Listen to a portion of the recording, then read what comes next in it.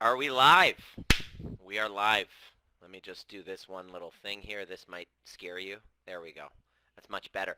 Just wanted to make sure as I jump on for this transmission, I wanted to make sure everything was decent. Um, Welcome to another trigger-proof transmission. We're talking about boundaries. Why we suck at boundaries. Why boundaries are so difficult. Before I begin, I want you to just take a moment, take an inventory about yourself and ask yourself what your experience has been like with boundaries. How good are you with boundaries? In fact, I'm going to do a little kind of a quiz. So you're going to want to take a pen for this one in this transmission. My aim is to give you a little bit more self-awareness. My job here is self-awareness, is to awaken you. I believe that social media is used a lot to numb ourselves from our feelings. But this community, what we're doing here is the exact opposite. My goal here in this trigger-proof community and in our YouTube, if you're watching on replay on my YouTube channel, my intention is to awaken you to what you might be unconscious about. Because Carl Jung said, until we make the unconscious conscious, it will rule your life and you'll call it fate. You'll be like, oh, why do I keep dating the same person? Why are all men narcissists? Why is everybody around me a narcissist? I keep attracting the same type of losers. My partner is a jerk. And so we live in this world that's obsessed with the external world, and obsessed with externals, external validation. We are like little children stuck in adult bodies looking for mommy and daddy to rescue us from our wounds, our hurts, our sense of loneliness, our sense of insignificance. And I want to really start this conversation about boundaries off under the context that this is a really great place to begin where we can all kind of level the playing field. Because a lot of times in these conversations, especially now our group is almost approaching 7,000 people, which means many people who aren't familiar with this level of trauma work and nervous system regulation work and secure attachment type of work, we all have trauma from our past that is interpersonal. Mom and dad, boyfriend, girlfriend, boss, friends at school.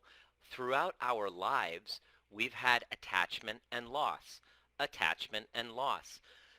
Beginning with the primary attachment wound, which was when we're born, one that Dr. James Hollis, Jungian psychologist, says that it's a wound that we never really fully recover from.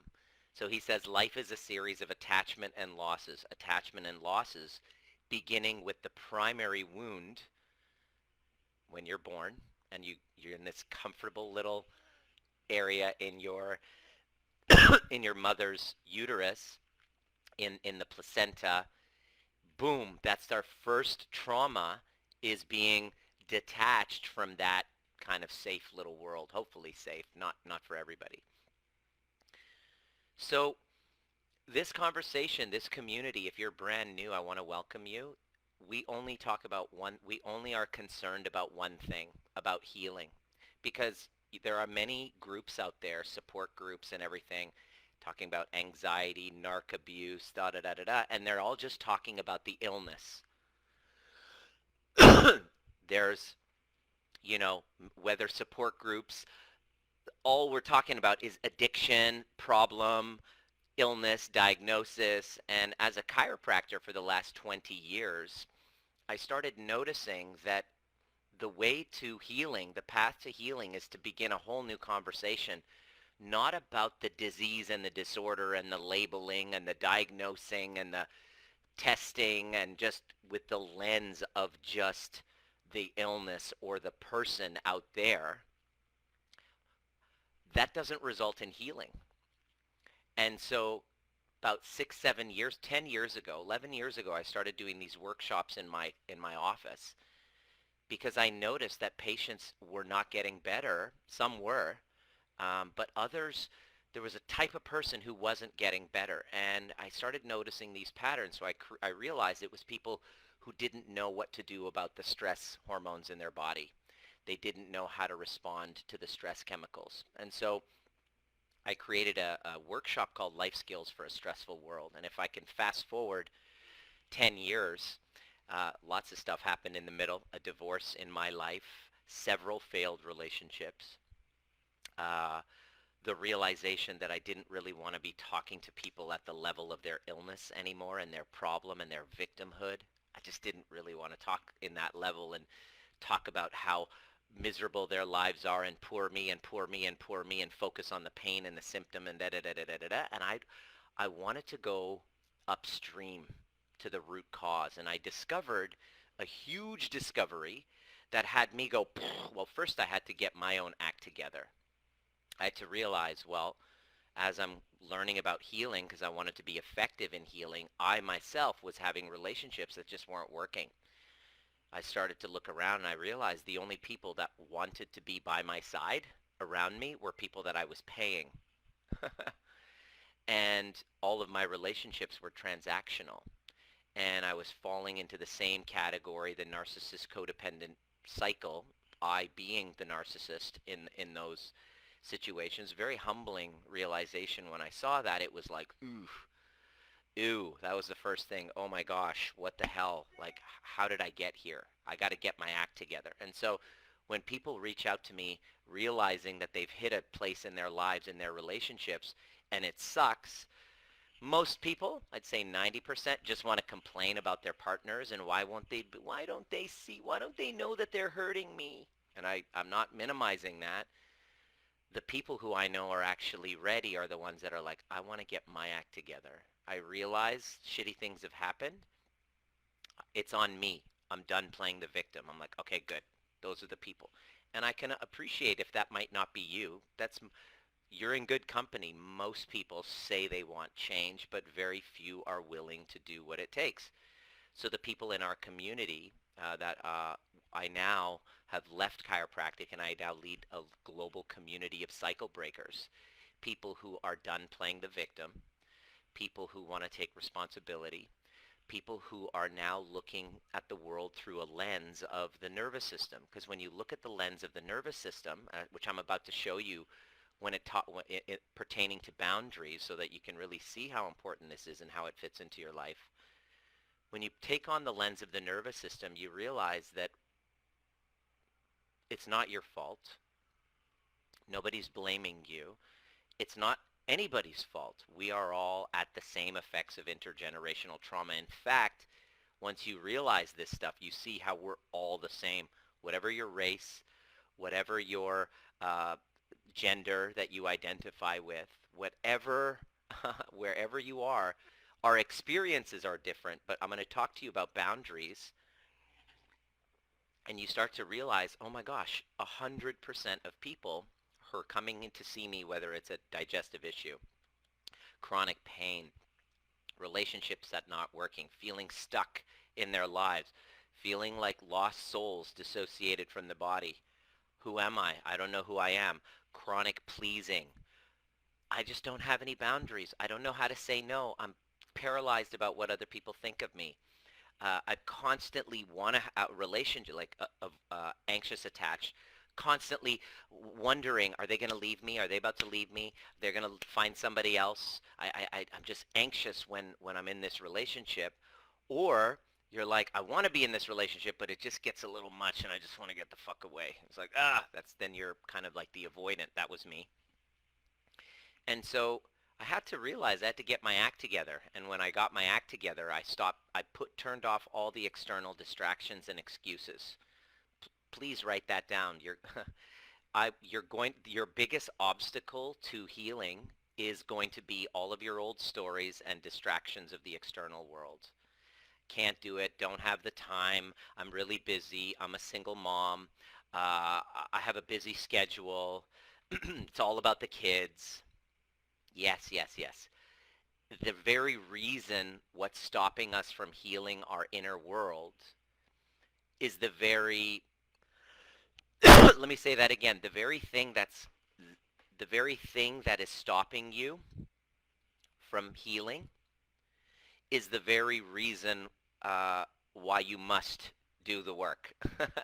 I don't have the time. Well, there is a huge, uh, what example can I give you in this? Um, I don't have the time for myself. I can't heal. Well, the reason why you don't have the time for yourself is because you don't feel like you deserve the time for yourself. And the reason why you feel like you don't deserve the time for yourself is because of your childhood attachment traumas.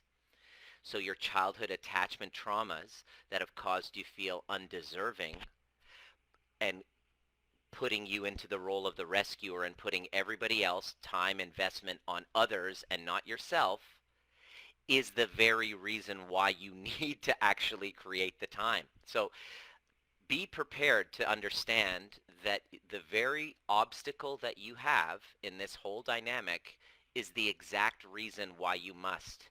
But I don't have any money. Lack of money comes from lack of deserving. Okay? There is investments that you make on things that are very important to you. If your health, your development is not very important to you, there's a good reason why. Is because you feel like you don't deserve. It's very common. We see it all the time. It's because you feel like you don't deserve. There will be guilt, right? And where does that come from?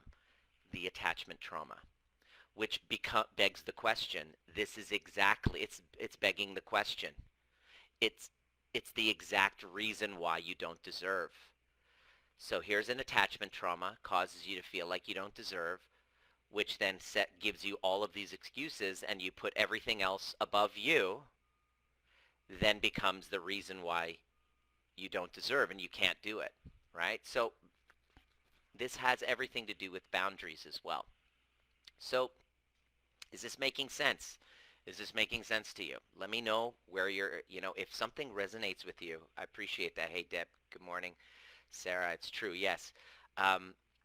Please write down this resonates, or if you have a question, because I really want to go into this concept of boundaries. So why do we suck at boundaries so much? Well, here's why.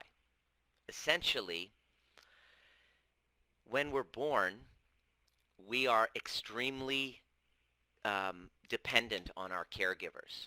And because our caregivers didn't do their inner healing work, especially if you've gone through war, their wars. I want you to think about this. The wars that they've gone through, the abuse, the neglect from their parents, the societal pressures. Maybe there was communism. Maybe there was religious fundamentalism. Like literally, they're born into persecution and oppression most of the time. Our ancestors, especially, if you're African American, you have slavery. Like what I'm trying to say is that oppression is something that is felt in the body. It's kind of like a prison.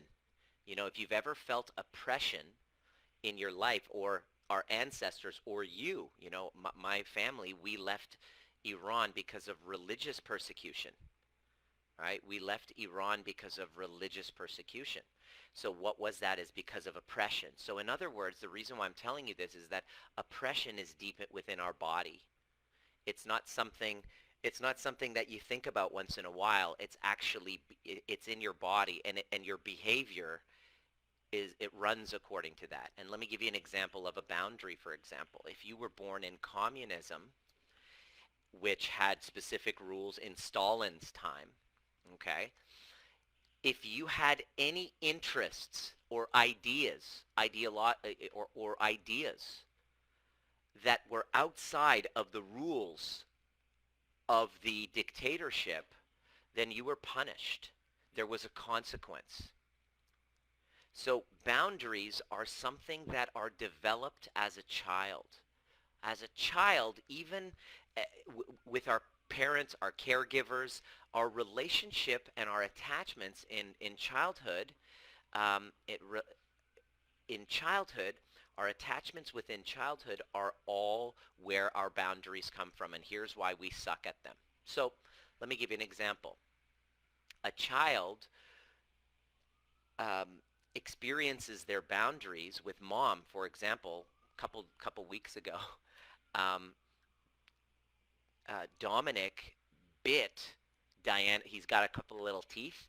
While he's breastfeeding, kind of half asleep, he literally bit her nipple to the point where it started bleeding. I mean, if you're a mom, you know exactly what that feels like. I don't know what it feels like, but the thought of it scares the absolute fuck out of me. I was like, whoa.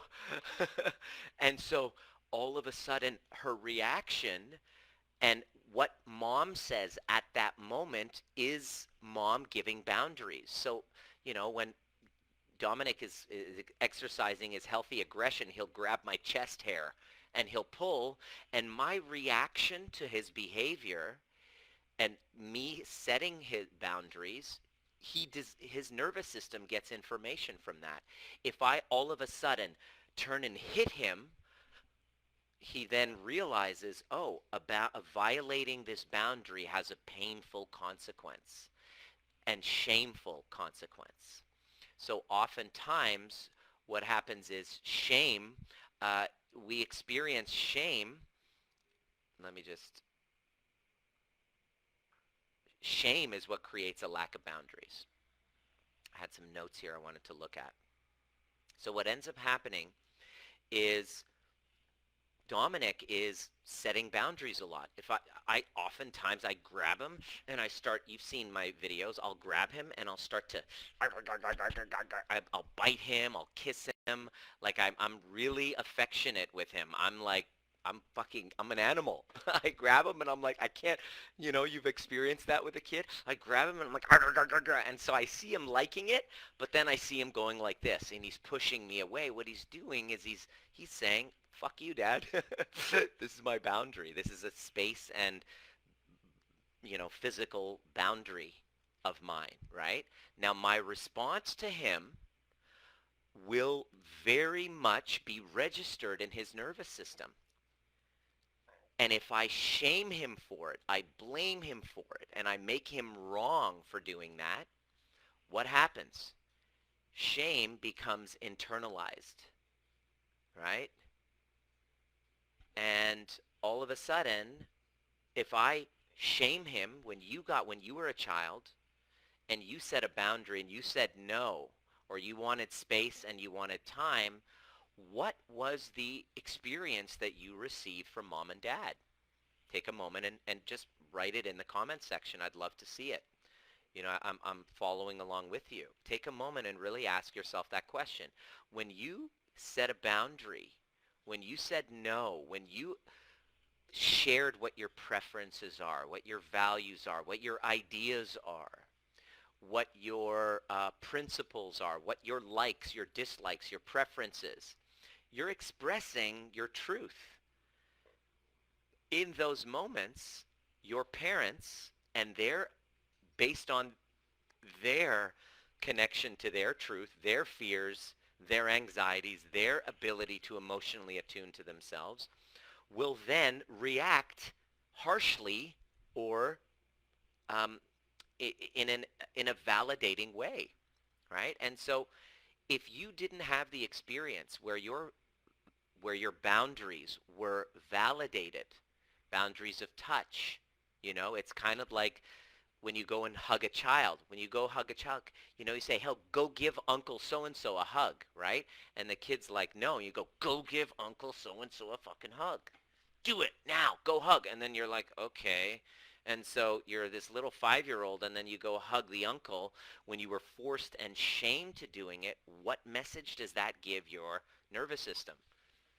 Does the child inside of you say, wow, my parents, because they don't understand boundaries and they're very much enmeshed in the public, they're very much reliant on external validation because of a lack of their own validation and unhealed trauma wounds.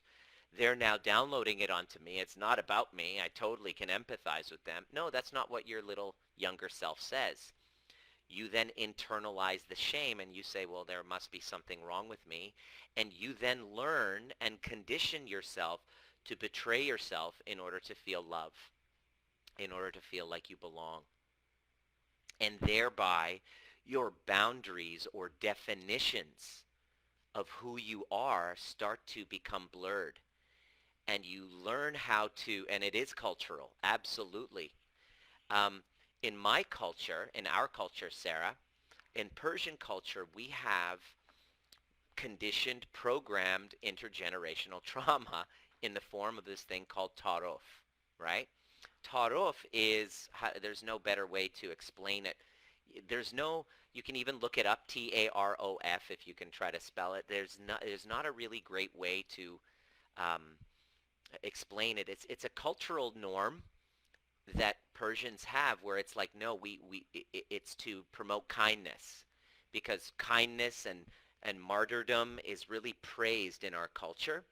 So essentially, if you don't have anything of, you have very little, you're supposed to just give it to somebody that, just offer it. It's an offering. It's a self, it's a self-abandoning offering of time, space, whatever, for the purpose of looking good, for the purpose of cultural norms, right? That's called tarof. I'm starving. I'm dying of hunger. You offer me food, and then I say, no, no, no, no, no, no, thank you. No, thank you. Even though my impulses, my internal world is saying, yes, I would love that, right? You're supposed to say no. Like, I remember going to, um, being a kid and going to guests' houses, and there was like food there, and they would ask me, "Hey, Nima, are you hungry? Would you like some?" And then I would say yes, and then my mom would say, "No, no, no, don't say yes. No, no, no, it's okay. He doesn't want any. He doesn't want any." Do you see what I'm saying? I just want you to really get how subtle, how subtle this is. And it's very subtle. It doesn't seem traumatic, does it? Like I'm not saying like that's abuse. Please understand, I'm not saying that's abuse, but what I'm saying is what message does that give to the nervous system of a child, of me? It's like, oh, my desires aren't valid. What I desire is shameful. It's not acceptable according to the norm. Now, my mother was doing it not because she's a bad mom, not at all. This is culture. This is just a norm. This is just something we don't question, right? Yeah, Sarah, you're doing it. You're learning it, right? Right? So looking good is important for everybody. It's always that way. And so what happens is, excuse me, we then grow up, especially Persians. Whenever I meet Persians, I know I'm like, fuck, I know, like everybody's dealing with the same thing. So what ends up happening is we then have an inner world that we then are accustomed to abandoning, where the lines, the boundaries, or the definitions between my inner world and my external world get blurred. And so now I don't have me, and I can't have the world and have me at the same time. I can't have this relationship and me at the same time. It's not safe because I have been conditioned to abandon myself, to say yes when I mean no, to say no when I mean yes, so that the external world can validate me, so that I can belong. This is why we suck at boundaries. And we don't, and they're very subtle. They can be very subtle to overtly massive, right? It could also go into the it could kind of infiltrate your nervous system when you are, let's say, 5 years old, and you really like you're a 5-year-old girl. This is one of the clients that we're working with. 5-year-old girl. She absolutely adores her uncle, but then her uncle starts to physically molest her. Now, this is a very confusing time, right? And then he says, don't tell anyone, if you keep this a secret. And then the 5-year-old inside then says, oh my gosh, I have this desire to connect. I love my uncle. I want the connection. I don't want to be abandoned, right? I don't want to be abandoned. I want the connection.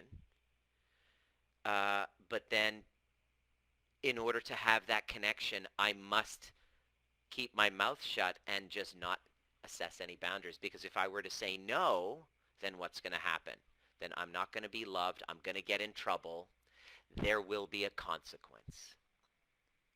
There will be a consequence. So then what happens to that 5-year-old girl when she turns 15, 16, and there's a boy that she really likes, and he starts to touch her, but she's not sure. She's not sure how she feels. All of a sudden, her nervous system goes into a freeze response.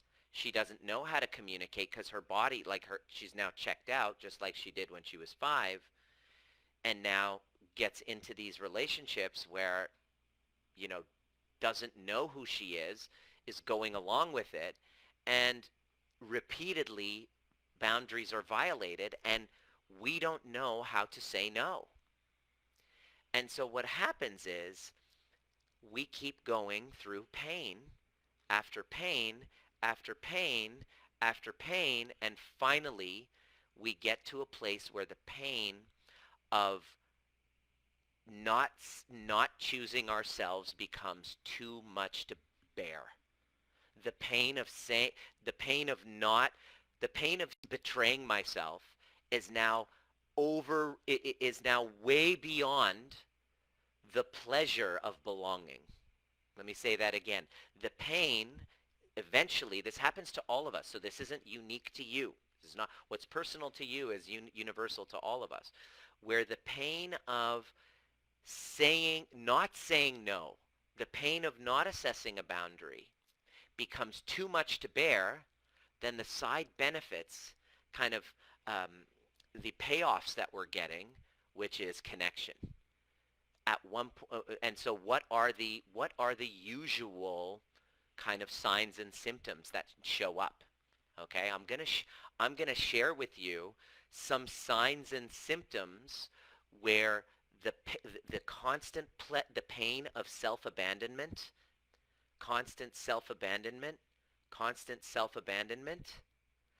is too much to bear for the pleasure of belonging. What happens? Well, people in their 30s and 40s start to develop chronic pains.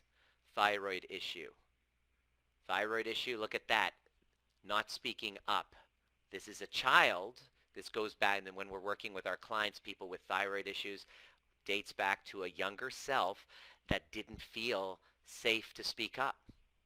So they had their boundaries, the boundary violation in speech. That's why we have thyroid. It's this energy, this ball of energy. How would you feel if you had something to say for 30 years, but you didn't say it because you didn't want to, you wanted to toe the family line. You had a family secret that you couldn't tell anyone because it was too shameful. Where does that go? It's a fucking lump in your throat. That's energy. That suppressed energy, I'm here to tell you, it doesn't go away. If you don't learn, which of course you didn't learn, how to face them, feel them, allow them, express them. Because why? Well, because you didn't have primary caregivers that really understood how to attune to your needs in a safe manner. Instead of saying, what'll happen is a boundary of theirs is violated, and instead of saying, let me give you an example. Healthy shame. Okay, let's not like Dominic starts hitting our dogs, right? It's like starts pulling on their hair. You can see this happening, right? It's like, hey, let's not pull the hair. You're gonna hurt her, right? Well, he's 8 months. He doesn't understand, but the energy is the same. You know what I mean? I don't have to say it. My body language will say it. If I say, hey, let's not hurt Georgia. Let's pet her nice. See that energy when I give him versus, what are you doing? You're bad, right? Bad boy, right? We do this with pets. You know, they have we basically oppress them to obey us, which is, you know, it's a form of you can do it lovingly with animals, but with children it's a little bit different. They're not our pets. There are feelings. We're sentient human beings. We are sentient beings, right? Human beings. Are sentient beings, right? So the way that we do it is by joining and leading. And we talk about this, Sarah, consistently in our group trainings. We literally consistently talk about this in our programs. This is something that's an ongoing process to learn. In other words, it's not like you can take a course and then have it all figured out, because boundaries are flexible. They're changing consistently. And as you grow, new boundary violations start to become aware. It's really about learning how to get into your body and understand what they are, right? Okay, so why are you being a bad boy, hurting Georgia, right? Versus, you know, let's not hurt Georgia. Let's be nice, right? There's different ways, because shame is the weapon of intergenerational trauma, of violating boundaries. We use shame and we use guilt. The reason why we suck at boundaries is because we have shame, toxic shame in our bodies. In other words, for me to speak my boundary, I will have to deal the consequences of shame. So I now have been conditioned to look good, to put on a face, to put on an external kind of public image so that I have approval, because deep down inside I'm a wounded child and I don't love myself,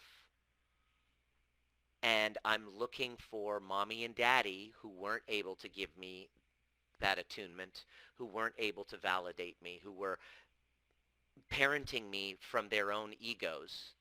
I became, you know, their tool of looking good. I had to look good, right? It was really all about looking good. So it wasn't about me. It was about looking good. And this, every single Persian I know of, most, unless the parent has done some shadow work, will parent this way. The kid becomes the extension of the ego, right?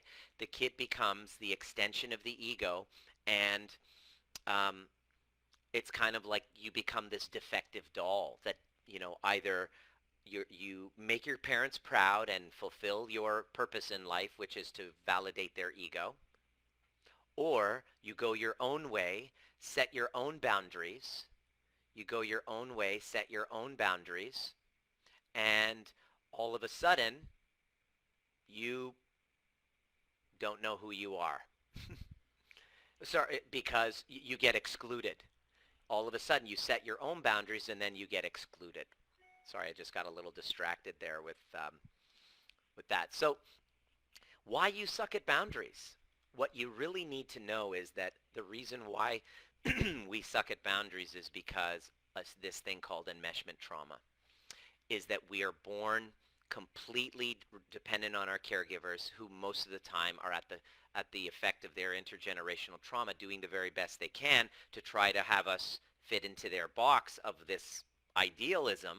And if they don't, immediately it causes them to get triggered and feel like a failure. So what we'll do is the parent will project all of them onto the kid, right? All of my childhood woundings that are unresolved are going to be downloaded onto Dominic. It's very, very, very subtle too. I even noticed it last week. He was just being really challenging, and he was being really like, he couldn't play on his own. He needed to come be with me, and I had other things to do. And I had this thought. I was like, God, he's so in the way. He's in the way of my career. He's in the way of my work. I want to write this book. He's in the way of that. And I actually had the experience of feeling oppressed by my son. Just like when? Where do you think that comes from? My father. So in other words, this oppression that we've all experienced in some form, you know, some worse than others, some are more extreme than others. Some of the clients in our programs, one is couple of them are like in cults. They just realized they were raised, they were born into cults, and they watch my videos and like, whoa, they're seeing all of the symptoms that I talk about, and they're like, I have all of those. I thought I had, I have depression. The doctors diagnosed me with depression, put me on pills. I have all these health problems, and they realize I don't have these health problems are absolutely to be expected in a life where I've been abandoning and betraying myself in service of the public approval. You're supposed to be sick and depressed when you do that because your soul has left the body and in service of gaining validation elsewhere. So your body then you have a dissociation in your nervous system from your body. So your body starts, because you don't have attunement to yourself, you don't have connection to your impulses, to your intuition. It's all gone because of intergenerational trauma, because of this enmeshment trauma, where you've kind of violated your boundaries so that you could be safe. It was an act of safety. So then the divorce, the financial collapse, the health crisis, the chronic illness, the chronic pain becomes a wake-up call. It's like the universe is saying, wake up. You've been living a life that's outside of you. You've been doing it so that you can fit in.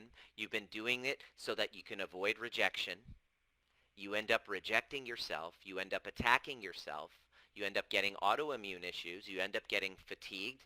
You end up just constantly looking outside of you and then creating stuff. I was doing stuff for the outside, the Beamer, the Rolex, the penthouse, the trophy wife, like all of these externals to compensate because I thought that that's what would give me that inner kind of. And then I realized, after it's basically, it all comes crashing down and we have a wake-up call. So this is when people reach out. So if you are experiencing any of those symptoms, finding yourself repeating these patterns, and what happens is when you don't have that boundary and you don't know how to define that and you don't know how to connect to who you are, you're going to repeat. It's called the repetition compulsion. We will compulsively repeat the same patterns in our relationships.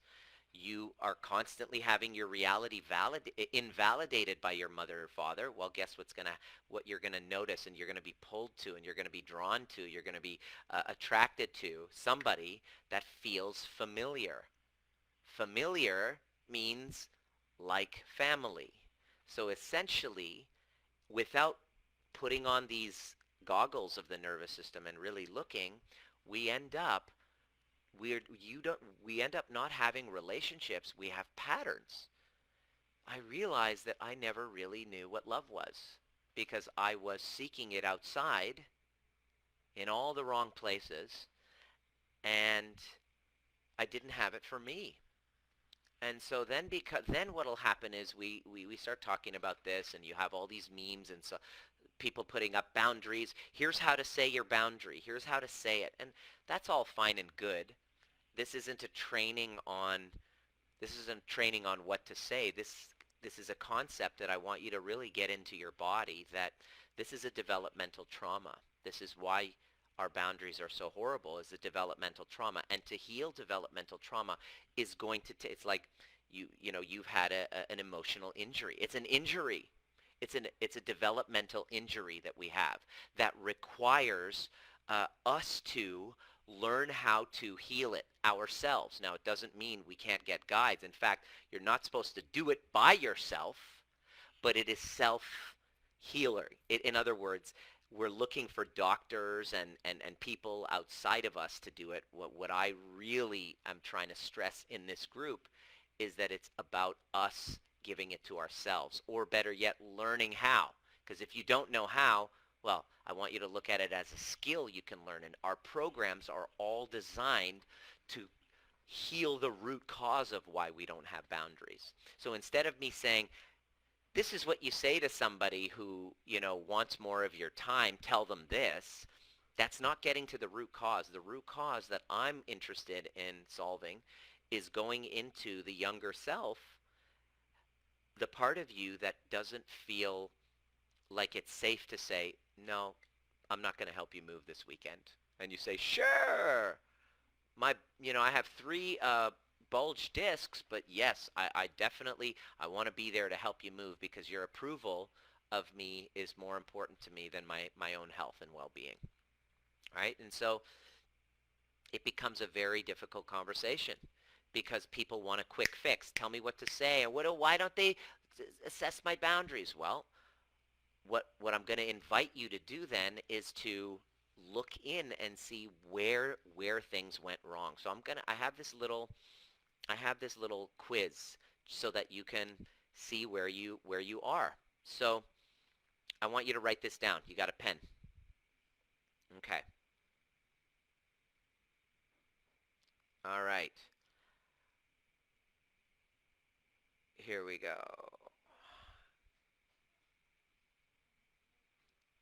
All right. Here it is. So number one, we need to understand our limits. Okay, so here it is. Number one, I'm going to ask you this question, and I want you to really think about that. What are my emotional limits with others? A boundary is really understanding your limits. So let's take an inventory of what your boundaries look and feel like, right? On a scale of 1 to 10, I want you to assess yourself on these boundaries, okay? Number one, emotional boundaries, okay?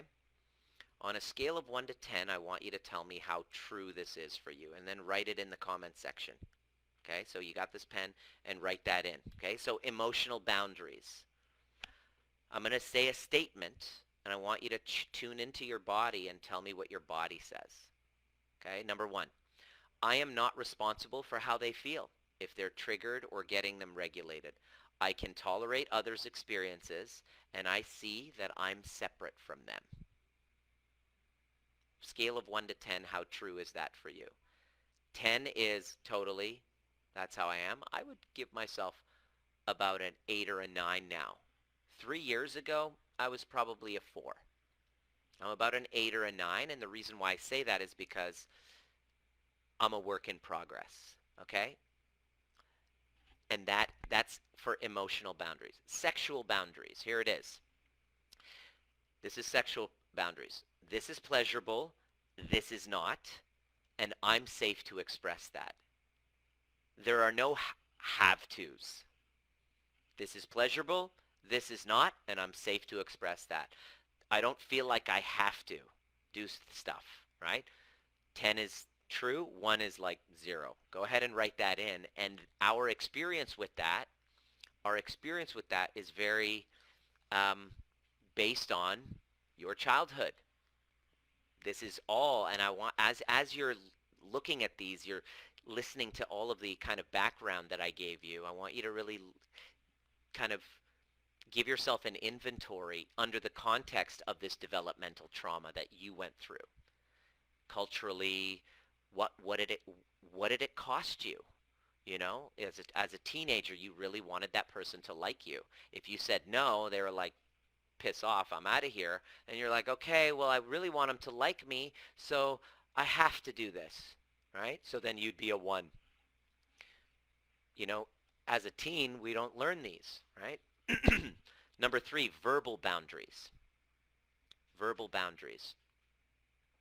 I can use my voice to Number 6, Adina. Perfect. There you go. There is your issue right there. Developmental trauma. You asked the question earlier. Adina. There you have your answer. There are blurred boundaries because of your developmental trauma. It is critical if you're at a 1 or a 2 or whatever, and you can notice that you want to move up the ladder. It's not about telling people something different. It's about healing the wounds that cause us to not have those boundaries, to go into the body, to face them, to feel them. Many you can't see. That's why it helps to have a guide. It helps to have somebody who can walk you through it and help you, and then a community where you can talk about it, right? Because these are really uncomfortable conversations. You might not be able to bring this up with your family. That's why we have a family here where all of it's safe to talk about, right? So verbal boundaries. Here it is. I'm going to say this statement, and I want you to tell me how true this is, 1 to 10. I can use my voice to communicate my truth regardless of the person's power, age, influence that I'm speaking with. Me, I'm a 10. You can tell. I'll tell you right to your face. And now it tells, I'll say, no, that's not cool. Please leave. And people attack me for that. But I love my commitment to my truth is greater than my need for your approval. Right? Community, totally. Verbal boundaries, exactly. So number 4, time boundaries. 1 to 10. 1 is definitely not too. 10 is true. Like, I totally relate to this. I decide how long I will stay, talk, and help because I value my time. I don't give my time, overgive my time, or withhold my time. Me, I'm about a 7 with that. Especially with clients, especially with people who demand my attention a lot. I'm getting better at it. I'm getting better at saying, no, I'm not going to respond to this. No, you're not entitled to my time. No, I won't get on a call with you. Uh, do you have 5 minutes? Can we just talk? Dr. Nima, I love your content. Can we talk? No, you can't. I'm only speaking to people. We only want to talk to people who are actually serious about changing themselves rather than going, we won't respect my boundaries. Right. Here's the thing I want to say about people who won't respect your boundaries. It's not a real boundary if you're not willing to take action on it. So if I tell you, listen, um, if I tell you, look, you've been late three times. If you're late again, then I'm afraid that we can't, you can't work for me, right? Like you're fired, right? If I continue to take you back and allow that, then it's not a real boundary. Okay? It's not a real boundary if I'm not willing to actually act on it. If I'm just whining to you about it, you're late again. Oh, you cheated again. For the 12th time, you cheated on me. You promised you wouldn't. That's a boundary of mine. No, it's not. It's not a fucking boundary. Whining about it isn't a real boundary. A true boundary is one that you're actually willing to enforce. Otherwise, it's not a real boundary. It's a pretend boundary. This is you pretending to do the work. And everybody pretends to do the work. The people, I would say it's a 5 to 10% that are like, I'm ready to do the work. No, it's scary to do the work, and you're going to have some fucking resistance. And you think that a book is going to do it. Even the ones who invest and show up have massive resistance, and we got to kind of chase them because their nervous systems go into dissociation. You don't even know that you're in dissociation. That's why doing this alone is unwise. Healing from these enmeshment traumas is unwise because you're so in it you can't see it until you come into the conversation. You have a family of people going, no, that's enmeshment trauma. Choose yourself first, right? But not in a victim-y type of way. So time boundaries. So number 5, generosity boundaries. Tell me where you are, 1 to 10. I give materially and emotionally by listening to my internal compass and not as a way to gain love or be as a good person. I give emotionally by listening to my internal compass, not to just be perceived as generous. The amount I'm able to give at any given time is not a reflection of my worth. Oh, how many of us are trying to be, generous and put that on? Oh, I should do that. Oh, I should volunteer because it's something we were taught that we should do, right? Oh, I'm going to, conscription is a great example. Talk about intergenerational trauma. If you live in Syria right now, you have to be in the military. Time boundary violation, space boundary violation, life violation. You must enlist in the army. That is trauma with a capital T. You must do that, right? And this is what's happening in the world right now. This is a pandemic, right? Here's the next one, physical boundaries. Here it is. Right? Was that a 2 after this work? Exactly, Laura. You've been doing the work, hon. Physical boundaries. Tell me 1 to 10, where are you? If I don't want to shake their hand, give a hug, I don't. I listen to my truth. If they're family members I don't want to be around, I listen to myself regardless of their response. Physical boundaries. No, I don't want to. No.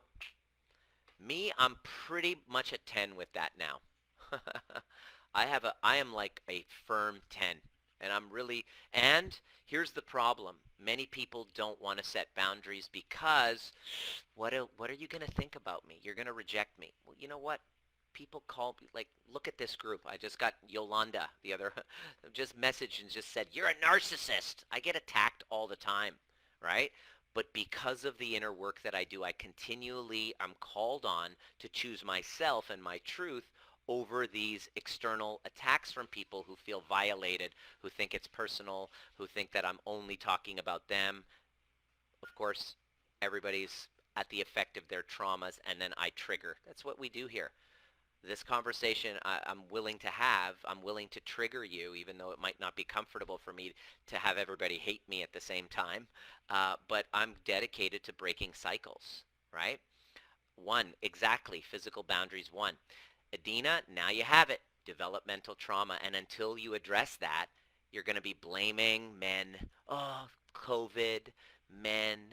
Oh, it's the time sign of the times. It's everything on the outside and not addressing the real issue of I don't have a boundary of who I am. And the last one is mental boundaries. I know my thoughts, values, and opinions. I feel grounded in them, and because of that, I'm open to listening to other people's opinions and beliefs. It's not very common right now, right? People get fucking triggered. I don't give advice because I know they're on their own journey. I don't accept blame or accept blaming. 1 to 10, where are you? So essentially, this is why the answers to those questions is a wake-up call, an inventory. And to nobody is here to create your own boundaries for you. Our healing work, healing trauma, is about creating that boundary of ourselves, of who we are. And so um, your work is to heal those attachment wounds. And so next week we have our event, Should I Stay or Go? It's on Wednesday night. Definitely register. I'm going to put a link right there where I talk about how to heal all of this because, when you don't, you're like, should I stay or should I go? Well, what we do with our clients in our programs is we get them to fully learn how to create boundaries around who they are, definition of who they are with a mission statement, somatic work, moving through those difficult emotions, facing those developmental traumas, healing with the inner child, integrating the shadow over and over, learning how to master it. And then one day you wake up and you're like, oh my God, I said no to that person. And normally I would have totally gaslit myself. Holy crap. And then the whole community were like, way to go. Gail is becoming a human being with boundaries, and nobody has to teach you what to say because you're now grounded and connected in yourself. Hopefully that was of use for you. Let me know what your biggest takeaway was. Any questions? See you at the next perfect time.